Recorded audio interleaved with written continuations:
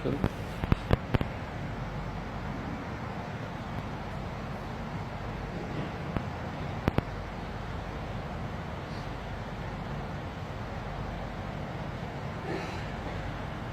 الله الرحمن الرحيم إن الحمد لله نحمده ونستعينه ونستغفره ونعوذ بالله من شرور أنفسنا ومن سيئات أعمالنا من يهده الله فلا مضل له ومن يضلله فلا هادي له وأشهد أن لا إله إلا الله وأشهد أن محمدا عبده ورسوله يا أيها الذين آمنوا اتقوا الله حق تقاته ولا تموتن إلا وأنتم مسلمون يا أيها الناس اتقوا ربكم الذي خلقكم من نفس واحدة وخلق منها زوجها وبث منهما رجالا كثيرا ونساء واتقوا الله الذي تساءلون به والأرحام إن الله كان عليكم رقيبا يا أيها الذين آمنوا اتقوا الله وقولوا قولا سديدا يصلح لكم أعمالكم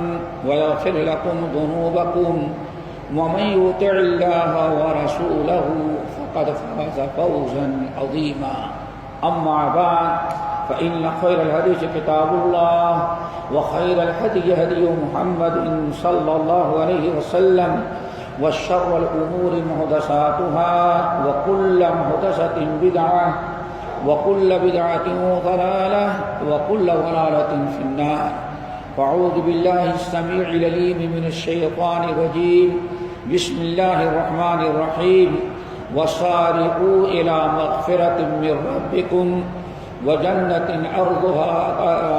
أرضها السماوات والأرض أعدت للمتقين. محترم حضرات، نوجوان ساتھیوں، دینی ماؤں اور بہنوں، ہم تمام مسلمانوں کا اس بات پر ایمان ہے جو ایمان بالآخرت جس کو کہا جاتا ہے، ایمان کے 6 ارکان ہیں، ان میں ایک رکن ہے ایمان بالآخرہ، وبالآخرۃ ھم یوقنون۔ آخرت کا مطلب یہ ہے کہ انسان دنیا میں جو کچھ کرتا ہے قیامت کے دن اٹھایا جائے گا اور اللہ رب العالمین کے سامنے انسان پیش ہوگا اور پھر اس کے نام اعمال زندگی بھر کے اس کے نام اعمال سامنے رکھا ہے۔ ووضع الکتاب، اللہ فرماتے ہیں وَكُلَّ إِنسَانٍ أَلْزَمْنَاهُ طَائِرَهُ فِي عُنُقِهِ وَنُخْرِجُ لَهُ يَوْمَ الْقِيَامَةِ كِتَابًا يَلْقَاهُ مَنشُورًا اقْرَأْ كِتَابَكَ كَفَىٰ بِنَفْسِكَ الْيَوْمَ عَلَيْكَ حَسِيبًا۔ اللہ فرماتے ہیں اے میرے بندو غافل نہیں رہنا، بڑی ہوشیاری کی زندگی گزارنا، تم میں ہر ایک انسان کے نام اعمال کو ہم نے گلے میں ٹانگ دیا ہے۔ ایک ہمیں نظر نہیں آ رہا ہے، ایک اللہ تعالیٰ ایسے انداز سے ایک پیپر ہمارے اعمال کو ریکارڈ کرنے کے لیے گلے میں ٹانگ دیا گیا ہے۔ سارے کل صغیر و کبیر مستتر، ہر چھوٹی بڑی نیکی یا برائی اس کے اندر نوٹ ہے۔ دوستو ہمیں نہیں پتا ہے، اور کیا قبر میں جائیں گے تو ہمارے کفن کے ساتھ ساتھ وہ ہمارا نام اعمال بھی ہمارے ہی ساتھ گلے میں رہے گا، ہم نکالا جائے گا۔ وَنُخْرِجُ لَهُ يَوْمَ الْقِيَامَةِ، قیامت کے دن ہم نکال کر کے اس کے سامنے پیش کریں گے، اے تیرا نام اعمال ہے جو زندگی میں تو نے اچھا یا برا کیا، اذان ہونے کے بعد مسجد میں تھا کہ کیفیٹیریا میں تھا، نماز میں آیا یا باہر کھیل کود میں تھا، کیا کچھ تو نے کیا ہے، اچھا برا سب کچھ اس کے اندر نوٹ ہوگا۔ اور پھر اللہ فرمائیں گے اقرأ کتابک کفیٰ بنفسک اليوم علیک حسیبا، میرے بندے اپنا نام اعمال خود اپنے سے پڑھ لے۔ وہاں کوئی یہ نہیں کہے گا اللہ تعالیٰ میرے ماں باپ نے ہم کو کچھ پڑھایا نہیں، یا وہاں انگوٹھے کا معاملہ نہیں ہوگا، نشانے کا نہیں، وہ سارا معاملہ اللہ صلاحیت دیکھا پڑھ۔ اقرأ کتابک، اپنے نام اعمال کو پڑھ لے، کفیٰ بنفسک اليوم علیک حسیبا، اور نام اعمال پڑھ لینے کے بعد خود فیصلہ کر لے گا کہ تو جنت میں جانے کا مستحق ہے یا جہنم میں۔ اور جب نام اعمال پڑھنے لگے گا وہ وضع الکتاب، جب نام اعمال پڑھنے لگے گا تو کہے گا لا ما لهذا الكتاب لا يغادر صغيرة ولا كبيرة الا احصاها. ہاں افسوس یہ نام اعمال کیسا ہے، اس میں نہ تو کوئی صغیرہ چھوڑا گیا ہے نہ کوئی کبیرہ، اور اسی پر فیصلہ ہوگا. اب حساب کے لیے بات ہے فاما من اوتی کتابہ بیمینہ، جس کا نام اعمال دائیں ہاتھ میں دیا گیا وہ تو جنت میں جائے گا، اور جس کا نام اعمال بائیں ہاتھ میں پکڑا دیا گیا وہ جہنم میں جائے گا. تو ہمارے لیے ضروری ہے کہ اس بات پر ایمان اور یقین رکھیں اور ہمیشہ جنت حاصل کرنے کی کوشش کرنی چاہیے. صحابہ کرام رضوان اللہ علیہم اجمعین جن کا ایمان بالآخرت بہت قوی اور مضبوط تھا، مرتے دم تک ان کو فکر لگتی تھی کیا ہم کر ڈالیں کہ ہمیں جنت نصیب ہو جائے. اللہ اکبر. ذرا سوچو، صحیح مسلم کی حدیث، ایک صحابی ہے آئے کہنے کہ یا رسول نبی صلی اللہ علیہ وسلم خدمت کرتے تھے، بہت بڑے خادم تھے. نبی صلی اللہ علیہ وسلم سے کہا کچھ مانگو، انہیں کہا یا رسول ہمیں کچھ نہیں، آپ کی خدمت نصیب ہے، بس اس سے بڑی چیز اور کیا ہو سکتی ہے. آنے فنم مانگو، کہیں کچھ دکان کرنا ہو، کاروبار کرنا ہو، رہنے کا مکان رکھنا ہو، بتاؤ تجھے دیا جائے گا بیت المال سے. کہا آپ نے بہت اصرار کیا تھا، کہنے کہ اللہ پھر ٹھیک ہے ذرا ہم کو مہلت دیں، ہم سوچ لیتے ہیں تب آپ سے بتائیں کیا ہمیں لینا ہے. گئے بیچارے خوب سوچ کر کے بیٹھے ہیں. سوچتے کیا ہیں کہ اگر دکان اللہ کے رسول نے لگا کر کے دے دیا تو دکان چلے یا نہ چلے، کتنا بھی چلے، لیکن جس دن ملک الموت آئے کہ دکان کو بچوں کا قبضہ، ہم قبر میں جائیں گے تو ہمارے ساتھ ہماری دکان نہیں جائے گی، ہماری جائیداد پراپرٹی نہیں. خوب سوچا، غور کیا. غور کرنے کے بعد اس نتیجے پر پہنچے، آئے یا رسول اللہ، اللہ سے فرمایا تم نے سوچا، ہم نے سوچا کیا چاہیے یا رسول اللہ. ہم نے خوب غور کیا، بہت سوچا کہ ہمیں کیا مانگنا ہے جو ہمارے کام آئے. تو میں نے سوچا کہ ایک ہی کہ یا رسول اللہ ہم اسألوک مرافقتک فی الجنہ. بس سب کچھ ہم نے سوچا، بس ایک ہی نتیجے پہنچا، سب سے بڑی دولت جو مجھے ہے وہ یہ کہ آپ جنت میں جانے لگے تو مجھے بھی اپنے ساتھ لے کے چلیں، اس کے علاوہ کوئی چیز ہمیں نہیں چاہیے. اللہ اکبر. اسألوک مرافقتک فی الجنہ. اللہ سے فرمایا اچھا صحیح بتاؤ، یہ عقل تمہاری عقل میں بات ڈال، اتنی بڑی چیز تم اگر تم کو کس نے سکھلایا؟ کسی دوست نے، کسی احباب نے، کس نے بتایا؟ اللہ سے کچھ نہیں، میں نے خود دنیا پر غور کیا کہ آخر مجھے فائدہ کیا دے سکتی ہے. اب آپ کریں آپ سے مانگو تو کیا مانگوں؟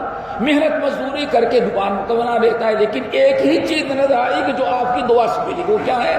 آپ کی جسے خدمت دنیا میں نصیب ہے، جنت میں جانے لگے تو مجھے بھی اپنے ساتھ لے کر کے جائیں.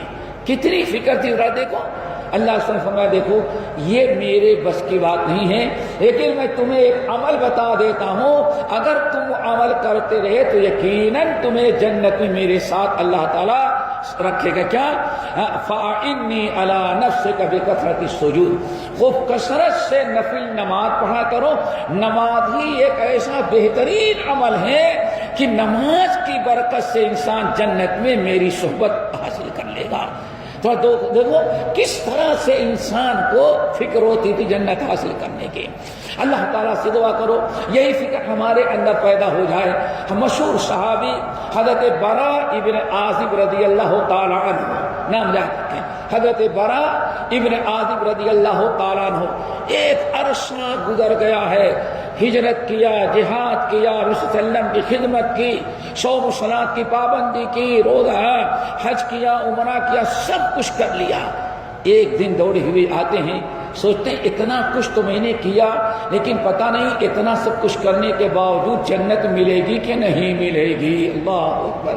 اور ہم کیا سوچتے ہیں؟ رمضان کو روزہ رکھ لیا، اس کے بعد فرصت دے دی، اب ہمیں کچھ کرنا نہیں، سال بھر ہمیں کچھ نہیں کرنا.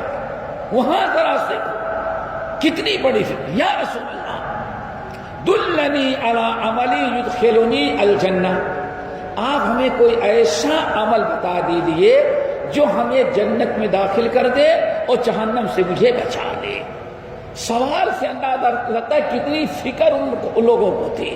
اور ہمارا بھروسہ آج تھوڑے چھوٹے چھوٹے اعمال پر ہو گیا، بس رب کی رحمت پر توکل کیے ہوئے کرنا کچھ نہیں ہے. فری میں چاہتے ہیں کہ اللہ تعالیٰ مجھے بھی جنت عطا کر دے. چاہتے سب ہیں کہ ہو اوج ثریا پر مقیم، پہلے ویسا تو کوئی پیدا کرے قلب سلیم.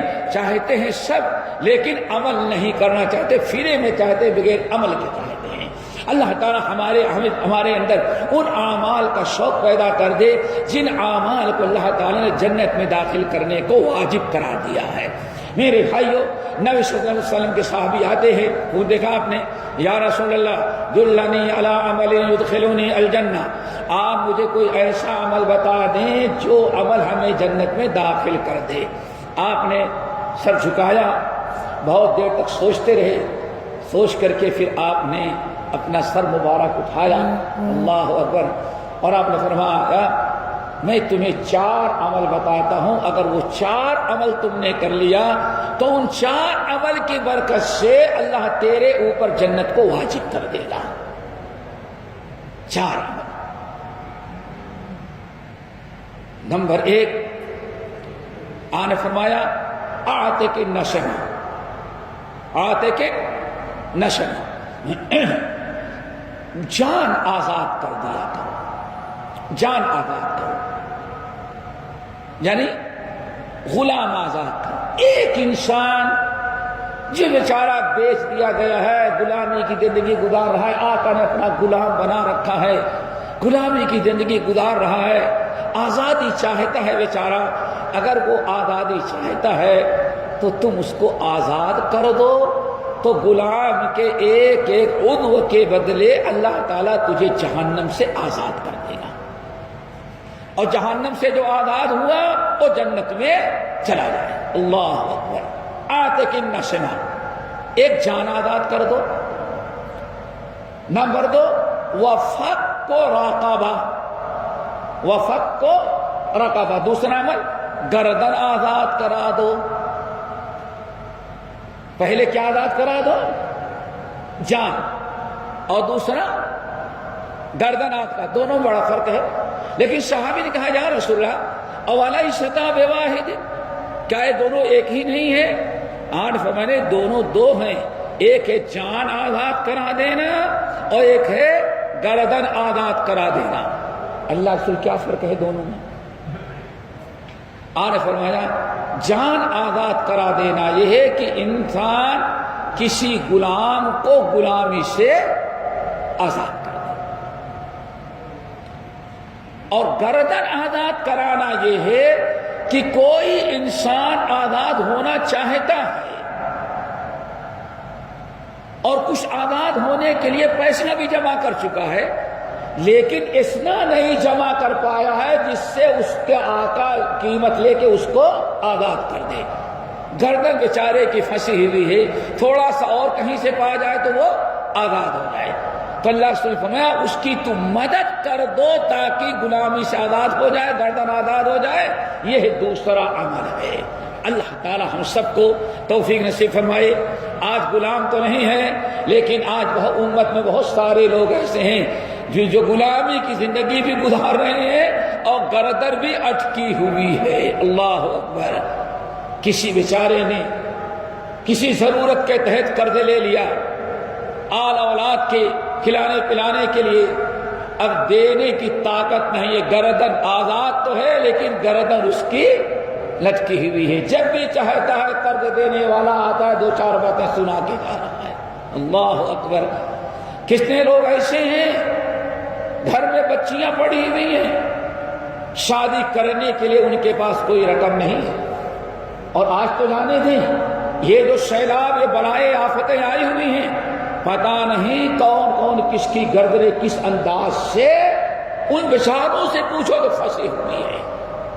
ایسے موقع پر مدد کر کے ان کی گردن آزاد کرا دینا، پریشانی کو دور کر دینا. اللہ سبحانہ میں یہ 2 عمل سب سے پہلے ہے جس سے انسان جنت کا مستحق بن جاتا ہے. اللہ تعالیٰ جہاں بھی ایسی مصیبت آئے، ضرورت آئے، ہم سب کو بڑھ چڑھ کر کے اس کے اندر حصہ لینے کی توفیق نصیب فرمائے. نمبر 2، آپ نے ساتھ فرمایا والمنیحۃ الوقوف، کسی کو منیحہ دے دو. منیحہ کس کو کہتے ہیں؟ تیسری چیز کیا ہے؟ منیحہ دے دو۔ منیحہ کیا چیز ہے؟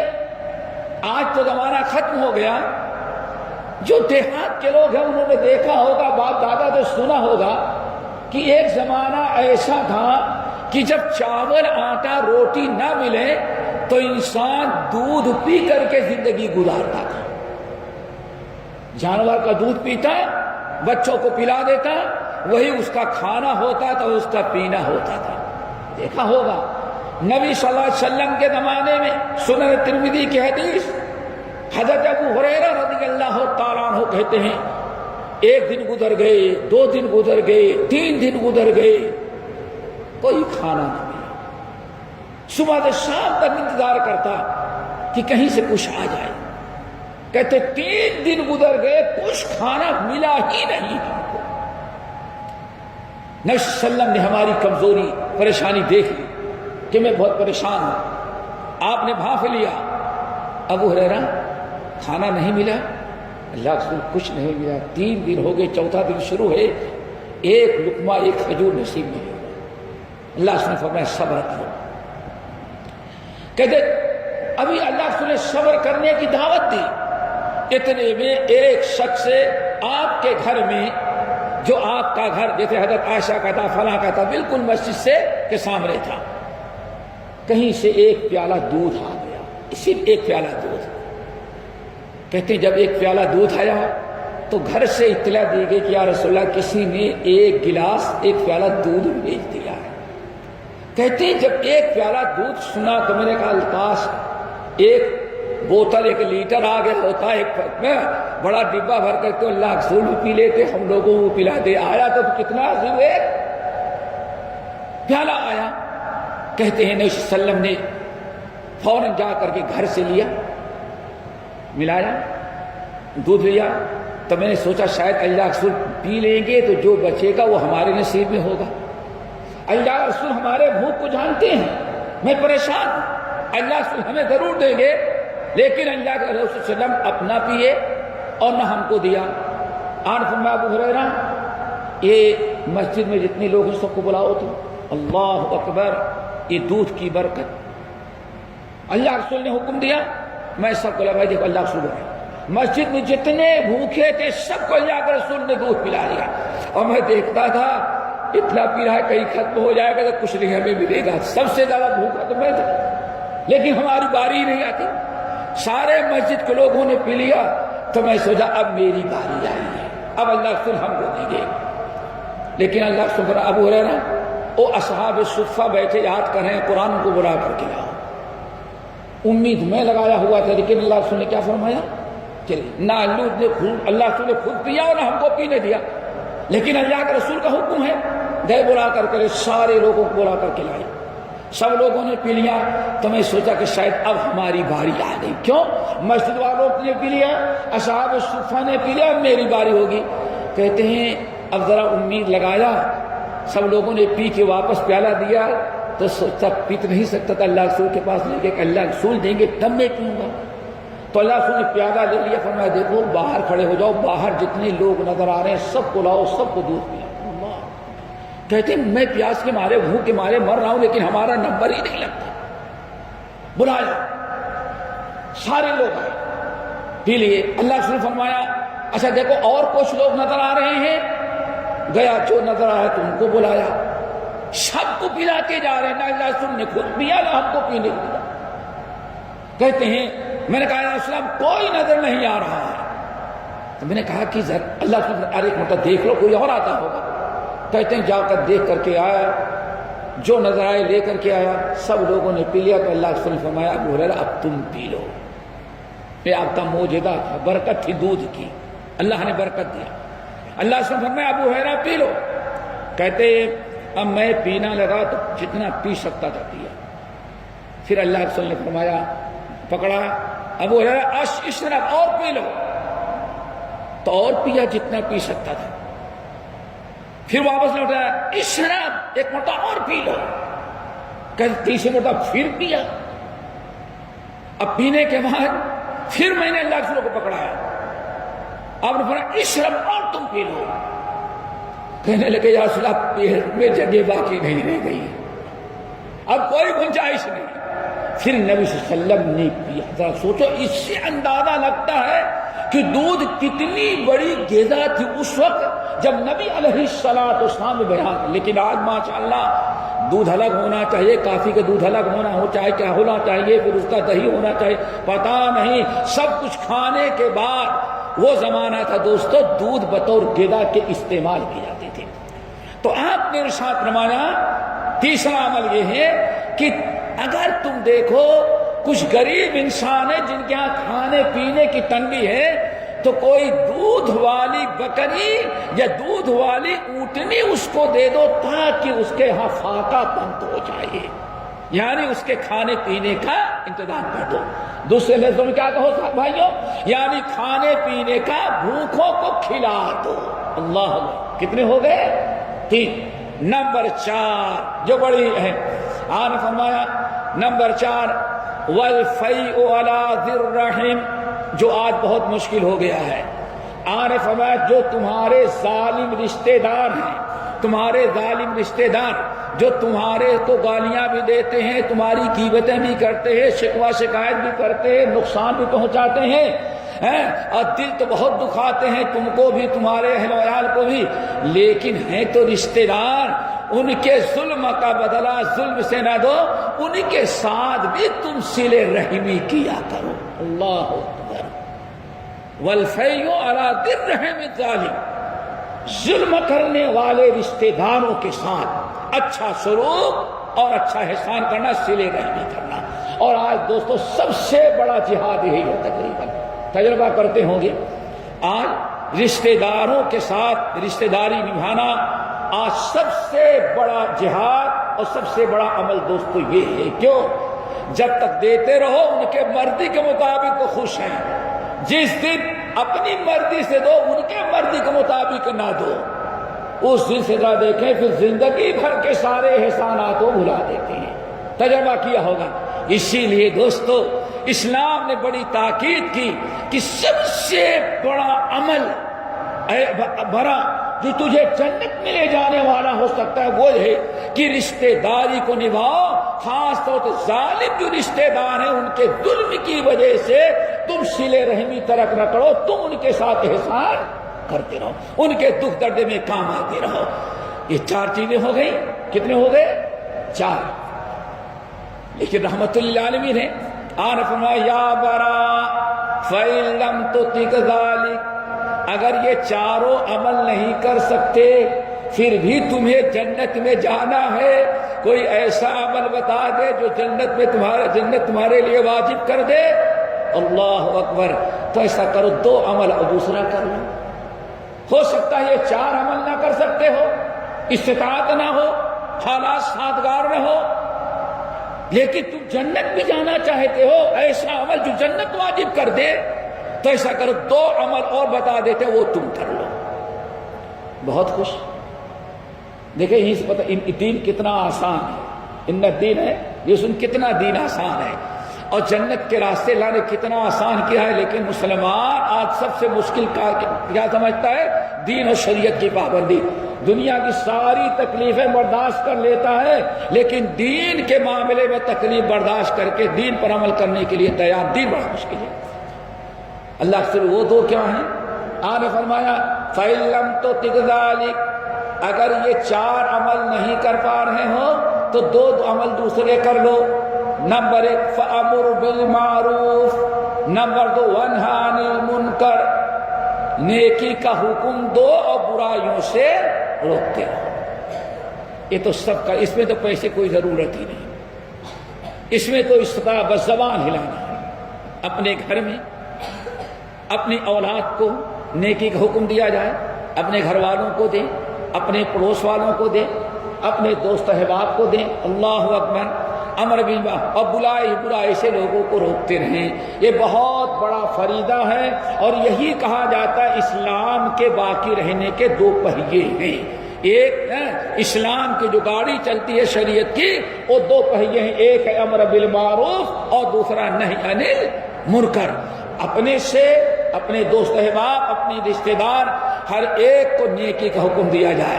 ذرا غور کریں، نبی صلی اللہ علیہ وسلم نے ارشاد فرمایا، اللہ نے فرمایا قوا انفسکم واہلیکم نارا، ایمان والو اپنے آپ کو جہنم سے بچاؤ اور اپنے اہل و عیال کو بچاؤ۔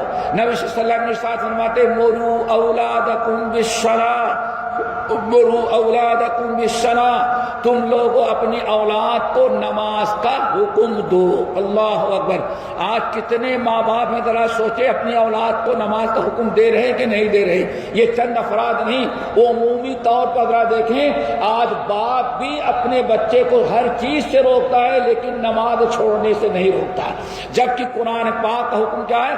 وَأَمُرْ أَهْلَكَ بِالصَّلَاةِ وَاسْتَبِرْ عَلَيْهَا، اے نبی آپ اب نماز کی خود پابندی کریں اور اپنے اہل و عیال کو نماز کا حکم دیتے ہیں، نماز کی تاکید کریں۔ نماز کے متعلق دو فریضہ ہمارے اوپر اللہ نے مقرر کیا ہے، ایک تو ہے ہم خود نماز کی پابندی کریں اور دوسرے اپنی اولاد کو نماز کا پابند بنائیں۔ ذرا کبھی آپ نے غور کیا اللہ رب العالمین نے بعض انبیاء علیہ السلام کی جو خوبی بیان کی، جس میں حضرت اسماعیل علیہ السلام ہے، اللہ نے کتنی بہترین اولاد کی تربیت کا تذکرہ کیا جو کیا کرتے تھے۔ وَاذْكُرْ فِي الْكِتَابِ إِسْمَاعِيلَ إِنَّهُ كَانَ صَادِقَ الْوَعْدِ وَكَانَ رَسُولًا نَبِيًّا وَكَانَ يَأْمُرُ أَهْلَهُ بِالصَّلَاةِ وَالزَّكَاةِ وَكَانَ عِندَ رَبِّهِ مَرْضِيًّا۔ اے لوگوں، میرے نبی اسماعیل کو دیکھو کس قدر نماز کی پابندی کرتے تھے اور اپنی اولاد کو نماز کا حکم دیا کرتے تھے۔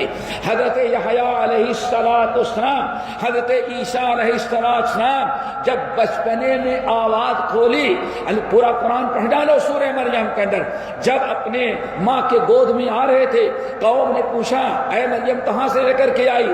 تو عیسیٰ علیہ السلام نے کیا کہا؟ انی عبد اللہ آتانی الکتاب وجعلنی مبارکا اینما کنت واوصانی بالصلاۃ والزکاۃ۔ ابھی چھوٹا سا بچہ گود میں ہے لیکن اللہ نے حکم دیا ہے کہ بچے نماز کی پابندی کرنا اور زکوٰۃ کی پابندی کرنا اور اپنے ماں کا فرما بردار بننا۔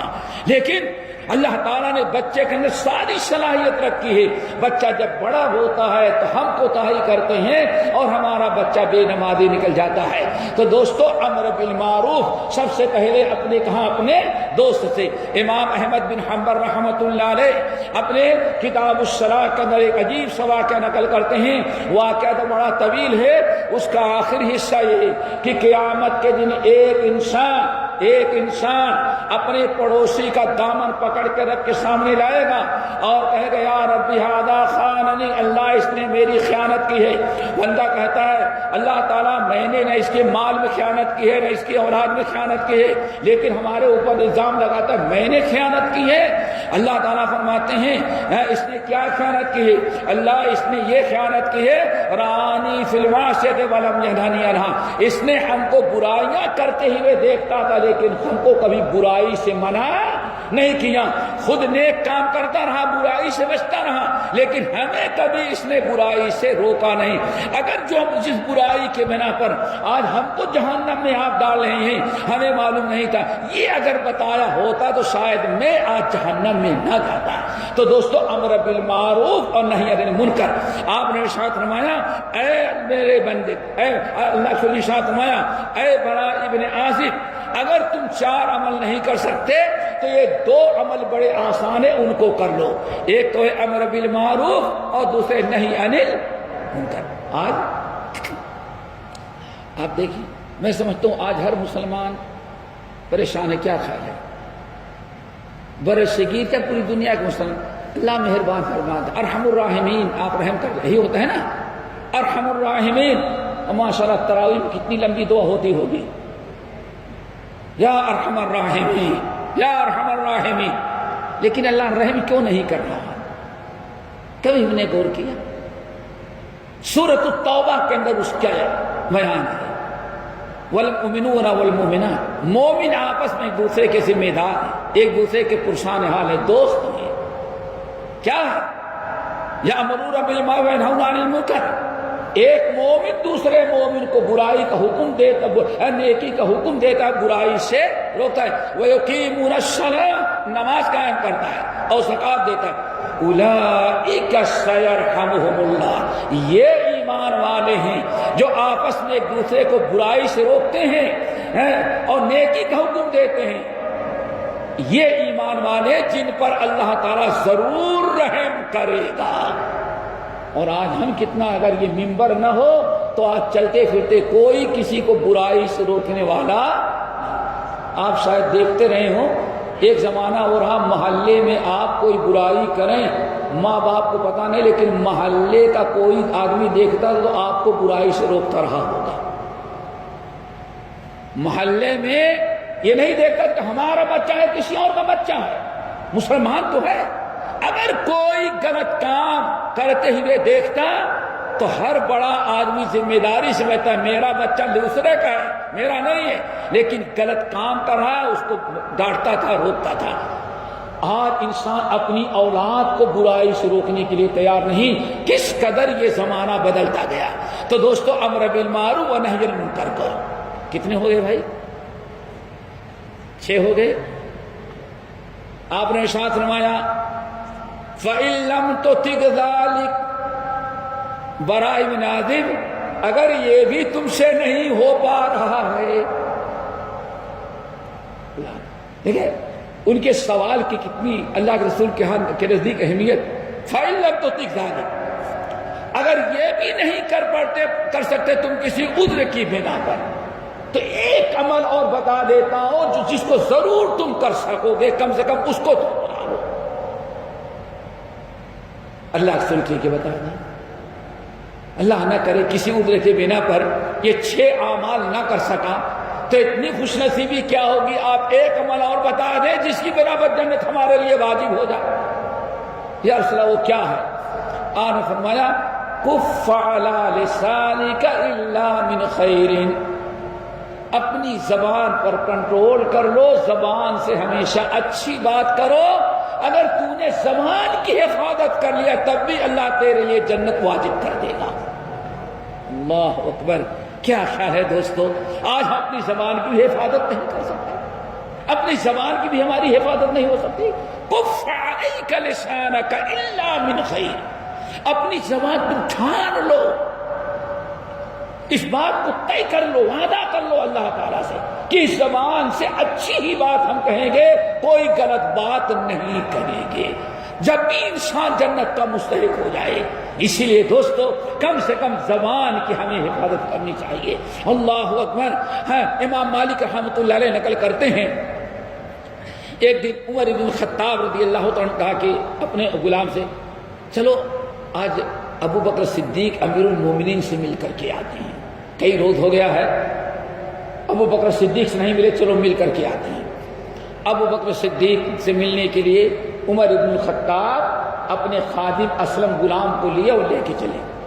جب دروازے پر پہنچے جہاں بیٹھک ہم بیٹھتے تھے تو عمر بن الخطاب داخل ہو گئے، غلام پیچھے پیچھے آیا تو عمر بن الخطاب نے دیکھا کہ جہاں بیٹھتے تھے وہ جگہ خالی ہے۔ واپس سننے لگے، ارے صدیق اکبر یہیں رہتے تھے، لوگوں نے کہا اپنے مجلس میں، لیکن کہاں چلے گئے؟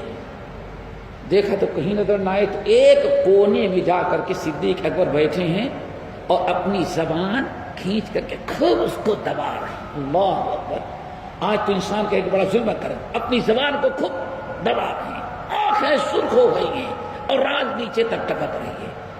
عمر فاروق رضی اللہ عنہ نے کیفیت دیکھ کر کے بڑے زور سے کہا فداک ابی و امی یا ابا بکر، ابو بکر میرے باپ آپ قربان ہوئے، کیا کر رہا ہے، کیا کر رہے ہیں؟ کہا عمر، صدیق اکبر سوچے تو کوئی دیکھتا نہیں ہوگا، عمر فاروق نے دیکھ لیا۔ کہا عمر بات اصل ہے کہ ہمیں بھی اپنی زبان کی فکر ہے، لیکن میرے ان کانوں نے نبی صلی اللہ علیہ وسلم کو کہتے ہوئے سنا ہے کہ سب سے زیادہ انسان کو قیامت کے دن جہنم میں جو لے جانے والی چیز ہوگی اس کی اپنی زبان ہوگی۔ تو میں تنہائی میں دیکھا کوئی دیکھ نہیں رہا ہے، اپنی زبان کو خوب مڑوڑ کر کے اپنے قابو ملا رہے تھے کہ آئندہ بے لگام نہ ہو جائے، وہی بات کرے جو میں چاہوں۔ اللہ اکبر، ذرا سوچو، یہ ہمارے اسلاف تھے جو اپنی زبان کی حفاظت کی فکر کرتے۔ آج زبان کی حفاظت کی ضرورت ہے، اگر کچھ نہیں کر سکتے، نہیں استطاعت ہے، حالات نہیں ہیں، کچھ مجبوریاں ہیں، تو بیٹھے بیٹھے کم سے کم اپنی زبان کی ہم حفاظت کر لیں، جب بھی انشاءاللہ ہمارے لیے جنت واجب ہو جائے گی۔ نبی صلی اللہ علیہ وسلم نے ارشاد فرمایا اللہ کہ جو امتی دو چیزوں کی حفاظت کر لے میں اسے جنت میں داخل کرنے کی گارنٹی دیتا ہوں، ایک دو جوڑوں کے درمیان والی زبان اور دو ٹانگوں کے درمیان رہنے والی شرمگاہ، ان دونوں کی جس نے حفاظت کیا میں گارنٹی دیتا ہوں کہ جنت میں ضرور داخل ہوگا۔ تو دوستو، یہ جنت میں داخل کرانے والے یہ تقریباً 7 اعمال آپ کے سامنے ہم نے رکھے ہیں جو نبی علیہ السلام نے بیان کیا۔ نمبر 1 غلام آزاد کر دینا، کسی کی گردن آزاد کرا دینا، اور اسی طرح سے ظالم رشتہ داروں کے ساتھ بھی صلہ رحمی کرنا، جو رشتہ دار ہمارے ساتھ اچھے ان کے ساتھ تو کرنا ہی کرنا ہے، اور جو اچھے نہیں رہتے ان کے ساتھ بھی ہمیں اچھائی کرنا ہے۔ شیخ سعدی رحمۃ اللہ علیہ کہا کرتے تھے بدی را بدی سہل باشد جزا، اگر مرد حسن علام انسا، نیکی کا بدلہ تو برائی سے ہے، سب سے آسان کام دنیا میں ہے برائی کا بدلہ برائی سے دینا ہے۔ کوئی مشکل نہیں، ہمارا نوجوان بیٹھا ہوا ہے سامنے کوئی گاڑی چاہتے ہوئے ہارن بجا کے ان کو ڈرا دے، تابو کو رکھا اٹھا کر کے مارا تھا، سر بھی پھوٹ گیا اور گاڑی بھی برباد ہو گئی، اتنا کر دینا تو آسان ہے، لیکن اس کے بعد کیا ہوگا وہ ذرا سوچے، اس کے بعد کیا ہوگا، پولیس کیس ہوگا، جیل ہوگی، معافی کا کتنے حالات ہوتے جاتے ہیں۔ اسی لیے برائی کا بدلہ برائی سے دینا سب سے زیادہ آسان ہے۔ شیخ سعدی علیہ الرحمہ کہا کرتے تھے بدی را بدی سہل باشد جزا، اگر مرد احسن الی منسا، برائی کا بدلہ برائی سے گلیوں کے لفنگے بھی دے لیتے ہیں، لیکن مرد اگر ہو تو برائی کا بدلہ بھلائی سے دے کے دکھلاؤ، یہ انبیاء کا کام ہے۔ ام المومنین عائشہ رضی اللہ تعالیٰ کہتی ہے اللہ کی قسم نبی صلی اللہ علیہ وسلم کی زندگی گزر گئی، کبھی آپ نے برائی کا بدلہ برائی سے دیا نہیں، اور آج امتیوں سے پوچھا جائے برائی کا بدلہ برائی سے چھوڑا کب ہے اس نے۔ دوستو، ہمیں چاہیے کہ اپنی زبان کی حفاظت کریں، یہ سارے اعمال اگر ہم کر لیں تو دوستو 4 ہو گئے۔ نمبر 1 غلام آزاد کرنا، نمبر 2 گردن آزاد کرا دینا، نمبر 3 کسی بھوکے کے لیے دودھ غذا کا انتظام کر دینا، نمبر 4 ظالم رشتہ داروں کے ساتھ بھی بھلائی سے کام لینا اور صلہ رحمی کرنا۔ اللہ کو رسول صدیق اکبر کو معلوم ہے نا، صدیق اکبر مستہ جو ان کے رشتہ دار تھے سالوں ان کا پورا خرچہ برداشت کیا تھا، غریب آدمی تھے، گھر سے وظیفہ دیتے تھے، لیکن سالوں کے بعد جب حضرت عائشہ پر بہتان تراشی کی گئی تو ہوا کس نے دیا؟ وہی شخص جو آپ صدیق اکبر کے یعنی کیا کہنے روٹیوں پر پلتے رہے، پورے گھر کا خرچہ پیپر سے چلا رہے تھے۔ جب صدیق وہی نازل ہوئی صدیق اکبر کو پتا چلا یہ تو یہی ہوا کہ جس پلیٹ میں کھائے اسی میں کہتے ہیں نا چھید کرے، بڑا غصہ انسان تھی، غصہ آ گئے، اپنے کیشیئر کو بلایا، کہا آئندہ سے 1 پیسہ اس ظالم کو نہیں دینا، میرے احسان کو بدلہ یہ دیا، زندگی بھر میں نے احسان کیا اور آج میری بیٹی پر بدنام کرنے میں ہوا دینے والا یہ 1 پیسہ نہیں دینا۔ واللہ صدیق اکبر نے قسم کھا لی، ادھر اللہ تعالیٰ کو یہ پسند نہیں کہ صدیق اکبر اے برائی کا بدلہ برائی سے دے۔ اللہ اکبر، دیکھو صدیق اللہ کو ایک آوارہ نہیں، صدیق اکبر کے بارے میں آیت نازل کی سورہ نور کے اندر، جن کو اللہ نے عزت دی ہے، شرف دیا ہے، مال دیا ہے، دولت دیا ہے اور صلاحیت دیا ہے، ان لوگوں کو چاہیے کبھی رشتہ داروں کی شرارت پر ناراض ہو کر کے بھلائی کرنا بند نہ کر دیں، بروں کے ساتھ بھی بھلائی کرتے رہیں، اللہ تعالیٰ ان کو برائی کا سزا دے گا۔ اور پھر اللہ نے کیا فرمایا، اے ابو بکر کیا تم کو یہ پسند نہیں اگر تم اس رشتہ دار کو معاف کر دو تو اللہ تجھے معاف کر دے گا۔ آیت نازل ہوئی، اللہ رسول نے ابو بکر کو بلایا. ابو بکر، اللہ نے یہ آیت نازل کی. کہنے لگے یا رسول اللہ میں نہیں بدلہ نہیں لوں گا، جتنا پہلے دیتا تو اس سے بھی زیادہ دوں گا. اتنی بڑی خوش نصیبی کیا ہے، میں اس کو معاف کر دوں تو اللہ مجھے معاف کر دے. الا تحبون ان یغفر اللہ لکم، کیا تمہیں پسند نہیں کہ اللہ تمہیں معاف کر دے؟ اللہ اکبر. تو دوستو بڑے فضائل ہیں اس چیز کے کہ ہم برائی کے بدلہ برائی سے نہ دیں.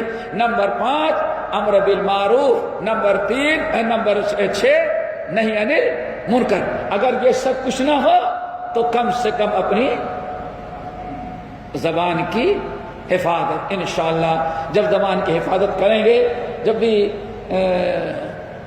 یہ بہت کام کی چیز ہے، زبان سے سچائی سچ بولیں گے تو اللہ نے فرمایا یہ بر ہے، اور سچائی اس کو نیکی کی طرف گھسیٹ کے لے جاتی ہے، اور نیکی انسان کو جنت تک پہنچ جاتی ہے. سچی زبان نیکی کا سبب، اور نیکی کہاں تک پہنچا دیتی ہے؟ گویا کہ یہ زبان کی حفاظت ہے، اس کا آخری نتیجہ کیا ہوتا ہے؟ انعام جنت کا حاصل ہونا. اللہ تعالیٰ ہم سب کو عمل کی توفیق نصیب فرمائے، اور ایسے انشاءاللہ بار بار میں بیٹھنے کی توفیق دے. اگلے ہفتے انشاءاللہ پھر دوبارہ نشست ہوگی. اقول قولی ھذا واستغفر اللہ من کل ذنب واتوب الیہ. میرا خیال تھا کہ کیا خیال ہے شیخ برہان، بہتر ہے کہ کچھ ساتھی اگر ان کو مناسب لگے تب اگر اپنا نمبر نوٹ کر کے دے دے موبائل تو سیٹ رہے گا. اللہ نے کہ کبھی کچھ آگے پیچھے کبھی آنا نہ ہو، سمجھے نا، اطلاع ہو جاتی ہے.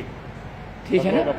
اپنا نمبر اگلے ہفتے لے کے لیتے آئیں، وہ کوئی پولیس میں نہیں دینا، سمجھ گئے نا. یعنی ایک کبھی کوئی پروگرام ہو یا کوئی معاملہ ہو تو اطلاع دی جا سکے. انشاءاللہ میں ایک گروپ بنا لوں گا واٹس ایپ پہ، اگر شیخ نہیں آ رہے تو آپ کو اطلاع. ہاں اطلاع تاکہ معلوم رہے. سبحانک اللہم و بحمدک اشہد ان لا الہ الا انت استغفرک و اتوب الیک.